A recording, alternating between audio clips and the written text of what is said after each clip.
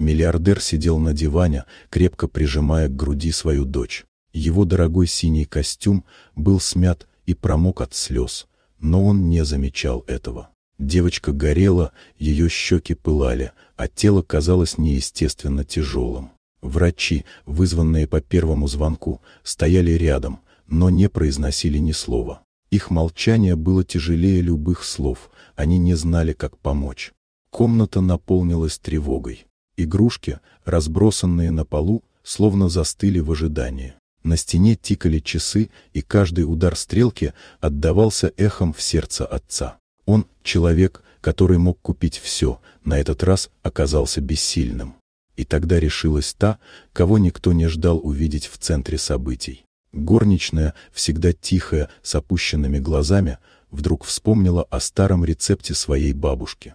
В ее семье знали, как в трудные времена справляться с жаром, когда не было лекарств и врачей.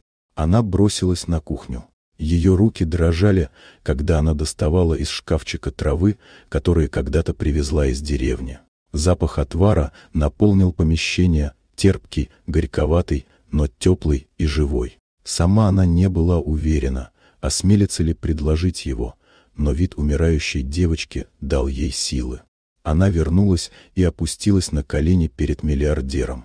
Врачи ахнули, не веря ее поступку. Но он, утопающий в отчаянии, протянул руку и взял кружку.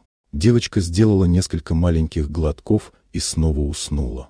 Время тянулось бесконечно. Казалось, прошла вечность, но спустя час жар начал спадать. Щеки ребенка порозовели, дыхание стало ровным, спокойным. Она прижалась к отцу и тихо улыбнулась во сне.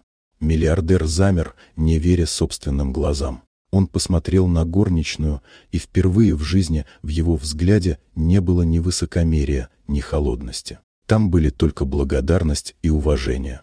С этого дня ее положение в доме изменилось навсегда. Она перестала быть просто горничной. Для него она стала спасительницей, человеком, которому удалось сделать то, что оказалось не под силу ни богатству, ни науке, ни власти. Вот такая удивительная история. Дорогие друзья, если вам понравилось видео, поставьте лайк, а также подписывайтесь на канал, впереди еще много интересного.